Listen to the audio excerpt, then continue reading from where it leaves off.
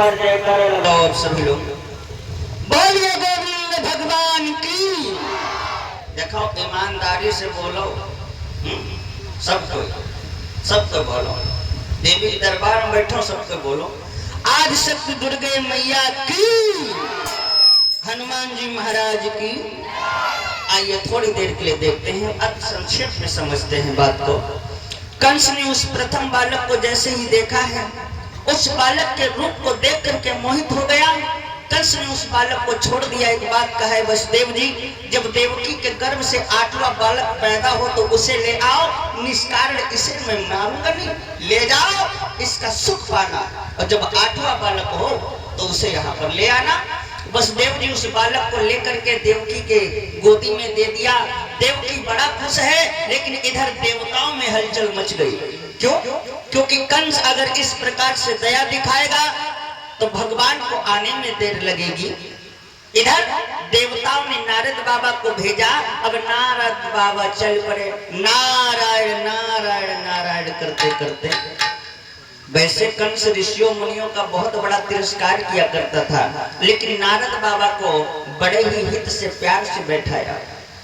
जब आप दिया मुनिवर, बड़े दिन के बाद में आना हो, कहाँ रहे, कहाँ से आना हो? नारद कहने लगे, राजन मैं तुम्हारे नगर से होकर के प्रस्थान कर रहा था, हमारे मन में विचार आया कि चलो भेंट कर ली जाए। कंस ने कहा, महाराज बहुत सुंदर विचार। नारद कहने लगे, राजन आज तुम्हारे चेहरे के ऊपर कुछ ज्यादा ही हरियाली नजर आ रही है, खुशी की कोई बात है? बोले हाँ महाराज, आप थोड़ी देर आने में लेट कर दिया, वरना नारद बाबा आप देखते कि हमारी बहन देवकी के बालक का रूप कितना निराला है। कहा क्या देवकी के पुत्र का जन्म हुआ और तुम खुशी मना रहे हो? देवताओं ने क्या कहा था? कहा देवताओं ने ये कहा था कि देवकी का 8वां बालक हमारा काल बनेगा, देवकी का 8वां बालक हमारा काल बनेगा।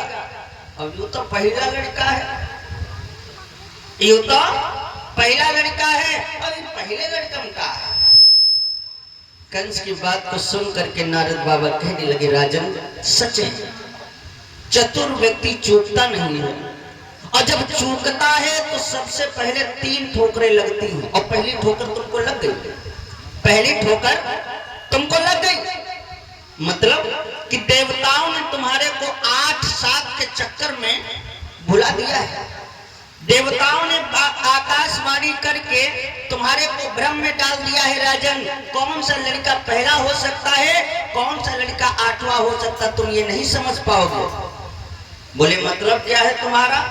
अब नारद बाबा ने एक कमल का पुष्प लिया, जिस पुष्प में 8 पंखुड़ी है। माताओं बहनों भैया लोगों समझो, 8 पंखुड़ी हैं। और नारद बाबा कंस से कहते, राजन ये पंखुड़ी गिनो, 1 2 3 4 5 6 7 और 8 का 8 है, इमा गिने का है का भाई करो ना।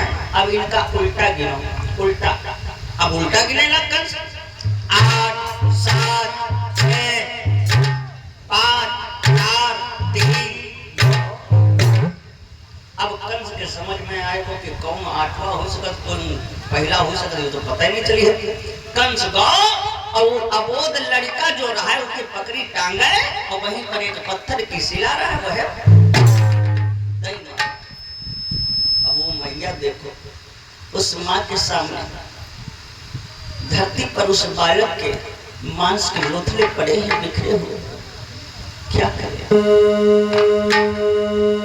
दुश्मन विधाता ने और कैसी नजर चलाई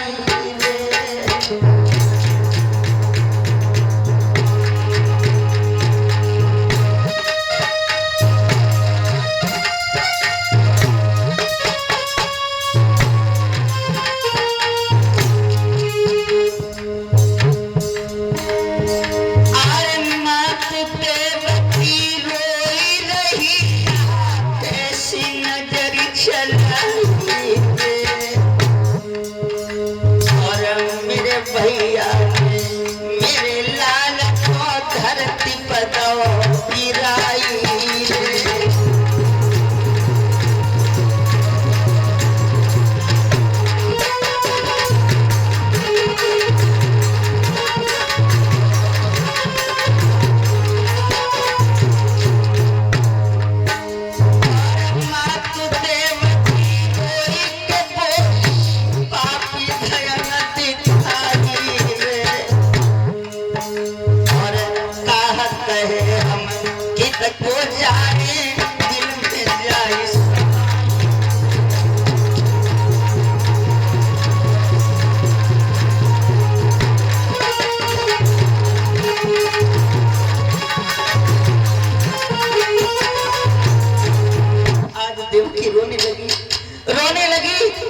करने लगी, विधाता विधाता न जाने मैंने कौन से ऐसे दुष्कर्म किया जो मेरे को मेरा भाई ऐसा मिला। प्रभु न जाने तू मेरे से कौन से कर्मों की सजा ले रहा है जो मेरी ही आंखों के सामने मेरे मांस को धरती पर डाल दिया, धरती पर डाल दिया। ये बहन की तरफ से भगवान के चरणों में सादरदान और 51 मुद्राओं से हमारे को सम्मानित किया गया है। परमेश्वर से कामना है जीवन सदैव मंगल में बना रहे। भक्तों, आज मैया देवकी रो रो करके रुदन करती है। क्या करें, क्या करें?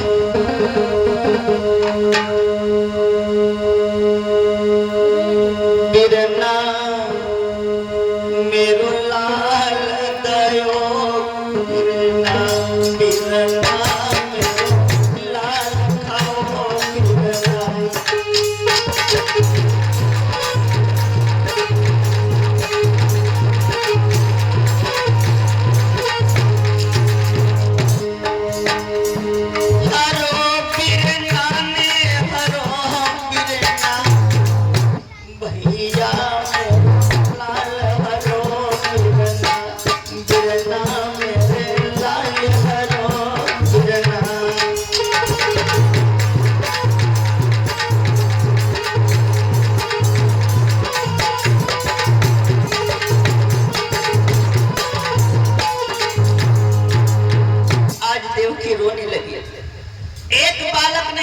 श्री सुखदेव जी बोले, हे राजा परीक्षित, एक नहीं मारे गए इस प्रकार 6 बाल, आगे कहना है हमें हरि माया का हाल। इस प्रकार से 6 बालकों का वध कर दिया। और जब 6 बालकों का वध कर दिया, अब जब देवकी के गर्भ में 7वां गर्भ ठहरा तो भगवान ने माया को इशारा किया। माया से कहा, माया इस बालक की, इस जीव की रक्षा तुम करो। तो माया ने क्या किया? माया ने उस 7वें गर्भ को खींच करके देवी रोहिणी के उदर में प्रवेश कर दिया और जिससे बलराम जी का जन्म हुआ, जिससे बलराम जी का जन्म होता है। ए भक्तों, इधर कंस को मालूम पड़ा कि देवकी का जो 7वां गर्भ रहा है वो खंडित हो गया। 7वां गर्भ खंडित हो गया। अब 8वें गर्भ की बारी है। श्री सुखदेव जी बोले, हे राजा परीक्षित सुनो, और जो इंतजाम लाए हो बर्थडे वाला वो लाए के समय धर लो, समझो। 8वें गर्भ की बारी थी, सके यहाँ तैयारी।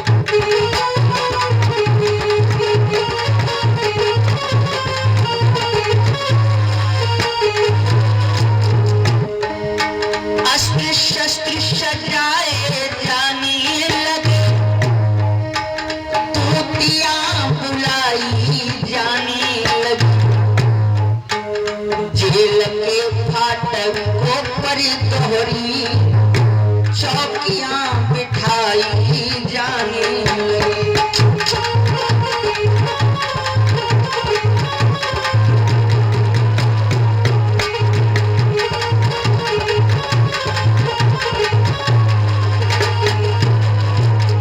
आज 8वें गर्भ की बारी है और कंस अपनी तैयारी कर रहा है। कंस अपनी तैयारी कर रहा है। भक्तों, श्री सुखदेव जी बोले, हे राजा परीक्षित, जब देवकी के गर्भ में 8वां गर्भ आया है, उधर में प्रवेश किया, भोजराज कंस तैयारी पहले से करने लगा। वसुदेव और देवकी को मथुरा की जेल में डाल दिया और मथुरा की जेल में डालने के बाद में भैया एकदम सड़ा भोजन देता है। 10-10 दिन की बासी रखी हुई रोटी खाने को देता है, ताकि देवकी कमजोर होगी और जब देवकी कमजोर होगी, माँ कमजोर होगी, तो बच्चा वैसा कमजोर हुई है। आज हमारी समाज में माताओं की दशा मालूम का है। अम्मा लोग नाई कमजोर होती तो कमजोर हो जाती और ई मोटाई गरगज हो गई है, लेकिन लड़का जब जन्म ले तो वही के पीलिया शिकायत पहले हो जाती। मालूम का है, हमारी माताएं बहनें जब गर्भ को धारण करती हैं, इनके जब गर्भ धारण होता है तो इनके यहाँ के चुल्ल बढ़ जाते। मालूम कौन? माटी खाए के लियो। हंसे वाली बात हो ना भैया, साँच है। चौका लगावत जाइ है और चूल्हा फौरत जाइ है। हाँ, चौका लगावत जाइ है, चूल्हा फौरत जाइ है। कहीं का करे हाय मन होते है। और जब लड़का हो जाता तब नहीं खाएंगे, खाती है कौन कौन है। कौनो कौनो अम्मा मटखन्नी होती है, वो मेले जी है, दीदी खरीदी है, गोलक्का खरीदने लगी है। हाय हाथी खरीदी है, हाथी खाए जाते ददुआ को तो कुछ रखी है। इस समय दुगना खून चाहिए तुमको और तुम क्या कह रहे हो? माटी खाए रहे हो, माटी खाई हो, खून बनी नहीं। और जब खून बनी नहीं तो लड़का तो पीलिया हुई करी का पीलिया हुई हमारे हो। इस समय दुगना खून की आवश्यकता है। कंस देखो देवकी को कमजोर करने के लिए 10-10 दिन की धरी सब्जी देते जो गंधाए लागे, मन हो खाओ और मन हो सूखे। 10-10 दिन की रोटी दे रहा, सड़ी हुई रोटी देता है, सड़ा हुआ भोजन देता, ताकि हमारा काल पहलवान बन के ना हो। ये भैया धीरे धीरे धीरे धीरे समय बीता। कौन सा समय है? भादव का महीना है, अष्टमी तिथि है, दिन बुधवार है, अर्धरात्रि का वक्त है और थोड़ी थोड़ी बारिश हो रही है। देवकी सो रही, वसुदेव सो रहे हैं, लेकिन देवकी आधा आधा सोए रही है और आधा आधा जाग रही है। मतलब समझो, देवकी नींद में है और वसुदेव जी सोए रहे हैं। देवकी वही नींद में आई है तो देवकी आकाश मंडल में देख रही है, क्या देवता चित्र से नजर आ रहे हैं और एक आवाज आ रही है हल्की सी। देवता निवेदन करते हैं, क्या? अवतारी लो कन्हैया। हे प्रभु, देवता निवेदन करते हैं दीनों के नाम, अवतारी लो मुरारी। ये दिन निकल न जाए अवतारी।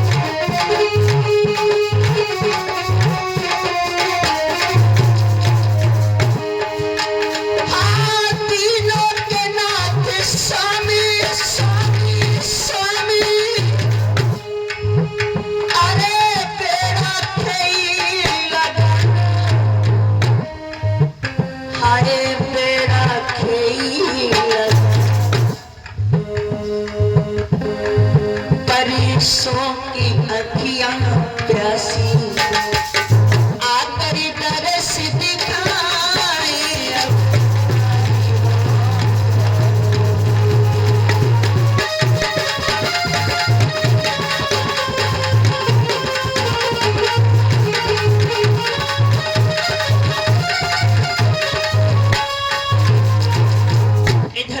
भगवान से निवेदन करते हैं, कहते हैं प्रभु अब देर न करो, अब आप भूतल पर अति शीघ्र से शीघ्र अवतार धारण करो। भक्तों श्री सुखदेव जी बोले हे राजा परीक्षित, इधर जैसे देवताओं ने ये निवेदन किया है और भैया गजब हो गया। मैया देवकी आकाश मंडल में देख रही है क्या, आकाश मंडल से एक तारा पृथ्वी की ओर आ रहा है और वो तारा जितना नजदीक आता है उसका आकार उतना ही बड़ा होता जा रहा है, उतना ही बड़ा होता जा रहा है। एकदम से भैया जेल की दीवार जो होती वो चमक गई और उस दीवार पर एक चतुर्भुजी प्रतिमा नजर आई। चतुर्भुजी प्रतिमा। मैया देवकी विचार करने लगी, अरे ये कौन है? आज से पहले मैंने ऐसा कोई फोटो चित्र कैलेंडर नहीं देखा, आखिर है तो कौन? मैया देवकी ने आवाज लगाया, कौन? अब भगवान असमंजस में पड़ी गए, भगवान चक्कर में पड़ी गए। भगवान विचार करने लगे, क्या मेरे को बताना होगा मैं कौन हूं? क्या मेरे को ये बताना पड़ेगा मैं कौन हूं? तब तक एक बात समझ में आ गई, क्या भगवान सोच रहे क्या खुद में कहूं कौन हूं मैं, फरिहा कहे दूंगा कहना होगा। और जब आज्ञाकारी बन कर आया तो आज्ञा में रहना होगा।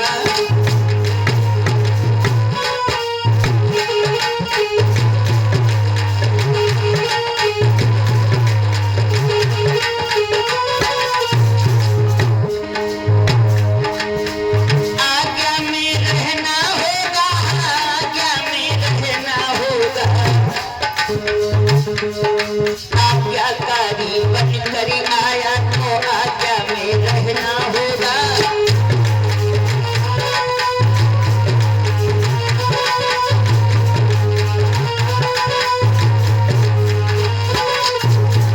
एकदम से भगवान विचार करने लगे, क्या मेरे को ये बताना पड़ेगा मैं कौन हूं? मैं कौन हूं? बात समझ में आ गई, मेरे को तो बताना होगा। क्या खुद मैं कहूं कौन हूं मैं? हाँ कह दूंगा, कहना होगा। और जब आज्ञाकारी बन करके आया हूं तो आज्ञा में रहना होगा। मानी मेरे को आदेश दिया है मैं कौन हूं तो अपना परिचय मैं स्वयं दूंगा। ए भैया भगवान ने जैसे अपनी माया को दिखाया, अब मैया के समझ में आ गया कि भगवान कौन है। खैर माफ करें, भगवान के अवतार की कथा अति संक्षेप में आपको समझाई गई और हमारी का औकात है भैया भगवान के अवतार की कथा कहने की। शेष शारदा भी कहे तो रह जाई मौन और मुख छवि का वर्णन करे फिर ऐसा है कौन।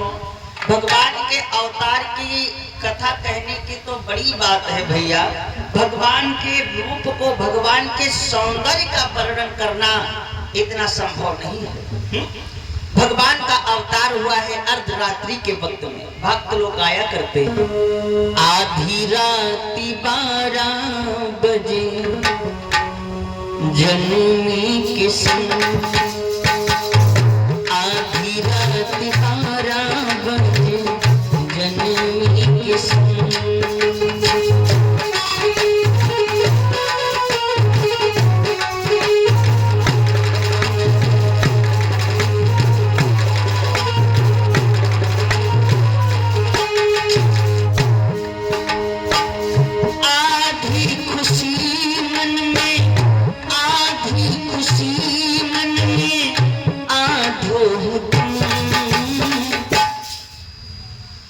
उठाओ हाथ सभी, उठाओ और बजाई के ताली बोलो सभी। आधी रात 12 बजे जन्मी किस्मत, आधी रात 12 बजे जन्मी किस्मत।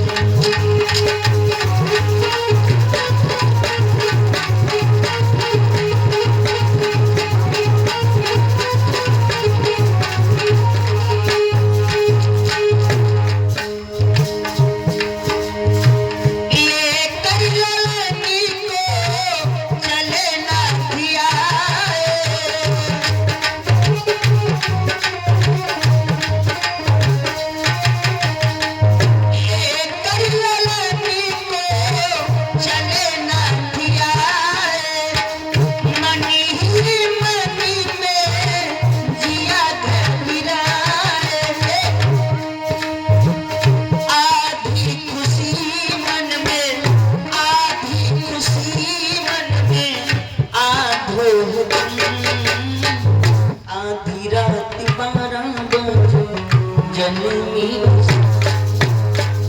आधी रात 12 बजे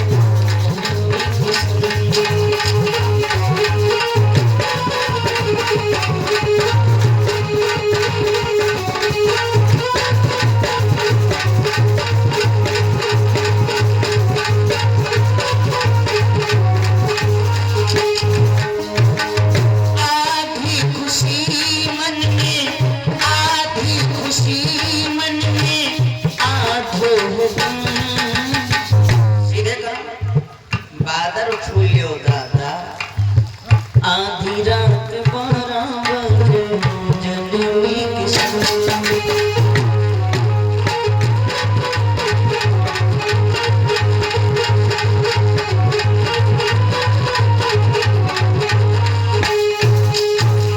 आधी रात का वक्त है और आधी रात के वक्त में भगवान का अवतार हुआ है। बोलिए गोविंद भगवान की।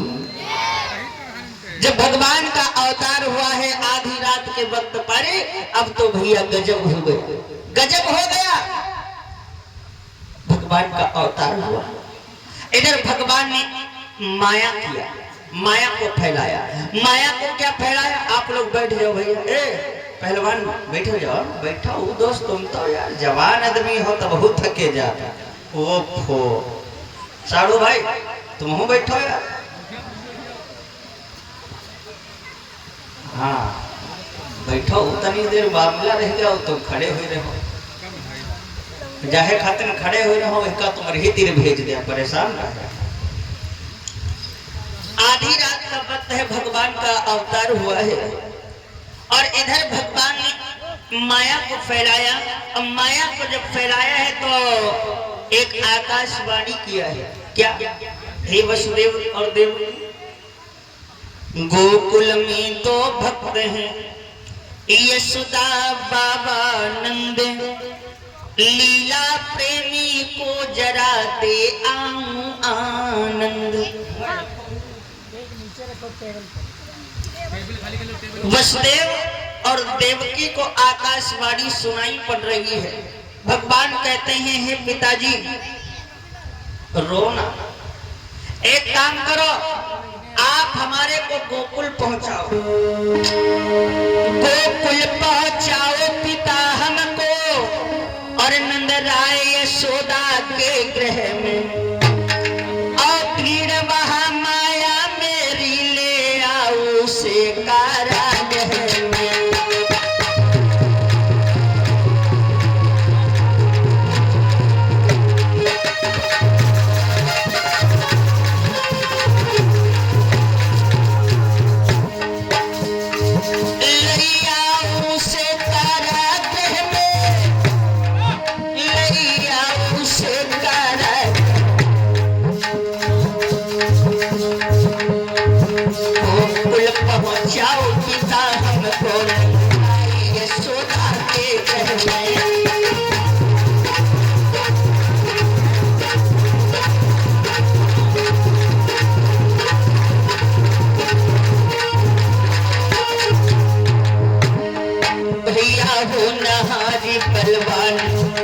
कहानी इत से शुरू, यारो होनी है बलवान कहानी। नींद से शुरू भई।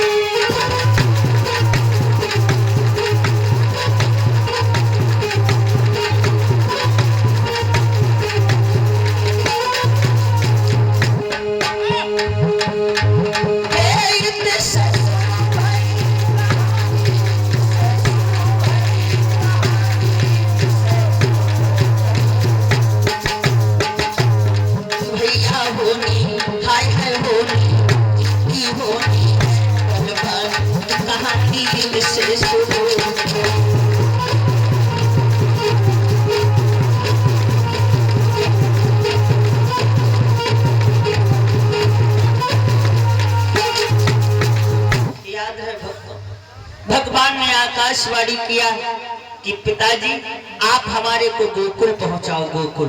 और जैसे इतनी आकाशवाणी सुना कि हमारे को गोकुल पहुंचाओ, अब तो वसुदेव जी विचार करने लगे, हाय हाथन में हथकड़ी है और पैरन में बेड़ी है। और हम एक बार सोचे भी इस लड़का की रक्षा करिए।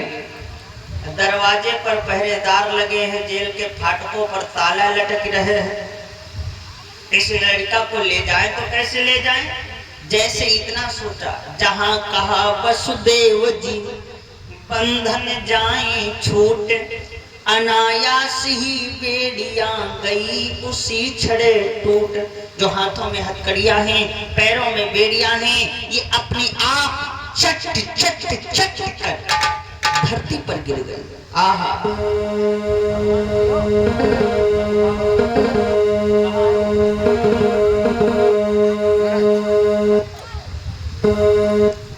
इधर वसुदेव जी ने ये विचार किया कि हाथों की हथकड़ियां, पैरों की बेड़ियां अगर खुल जाए तो मैं लेकर के चलूं। और जैसे ये सोचा, भैया गजब हो गया। अरे बेड़ी टूटी गिरी रे छठी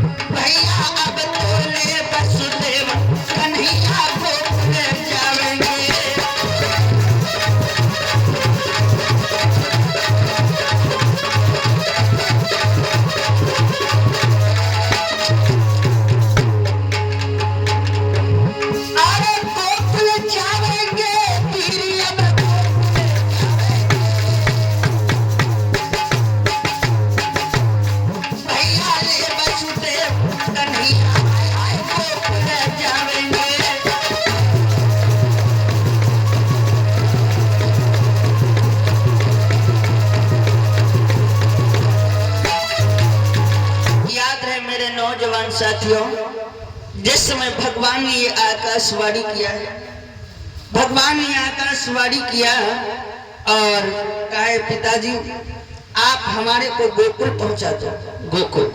और जैसे कहा गोकुल पहुंचाओ, जहां कहा वसुदेव ने बंधन जाए छूट, अनायास ही बेड़िया गई उसी चल। सारी की सारी बेड़िया, हाथों से बेड़िया, पैरों से बेड़िया टूट जाती हैं। जो जेल के फाटक पर पहरेदार सो रहे थे, उनको माया की नींद आ गई। और जब उनको माया की नींद आई है भैया, अब तो गजब हो गया। भगवान ने आकाशवाणी करके समझाया और इधर वसुदेव ने भगवान को अपने सर के ऊपर धारण किया। अब सभी लोग शांति के साथ में बैठेंगे और भगवान आप सभी तक आएंगे, ठीक है? कोई उपद्रव करने की जरूरत नहीं है। भगवान आप सभी के पास में आएंगे, जही के पास जो हो सके, अठन्नी चवन्नी रुपया पैसा 1000 2000 10,000 है ना, जौन कई पायो करियो, लेकिन भैया ओधा मचावे की जरूरत नहीं। ओधा मचावे खातिर हम खुदे गावे लगे, ठीक है? अब आप सभी के बीच में थोड़ी देर के लिए भगवान आ रहे हैं।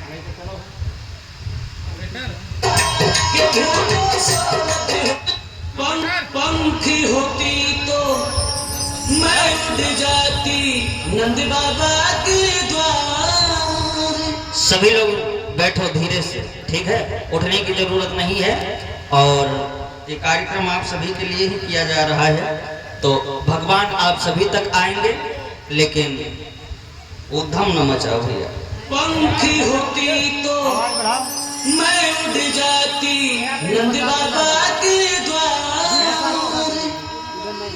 उमड़े उमड़े मेरा जिवड़ा रोवे, बहे दूध की धार लाल मेरा रोवत होई गो, के भूलो सोवत होई लाल मेरा रोवत होई गो, के भूलो सोवत होई गो।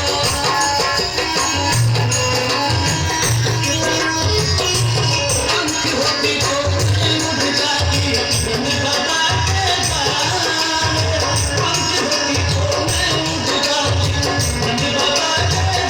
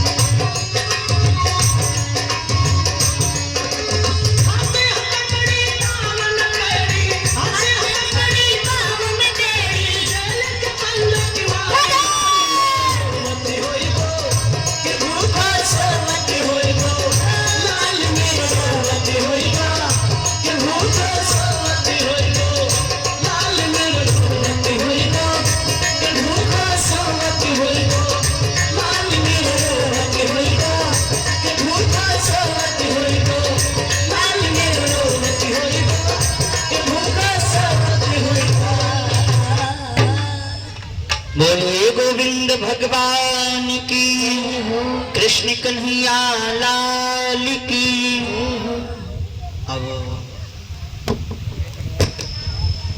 यहाँ काम हो जाए जल्दी और फिर छुट्टी कर दे तुम्हारे सबकी, है ना? ले जाओ परीक्षित जी, उठाओ। जिनको भगवान के दरबार में झूमना है अब झूम सकते हो, है नहीं?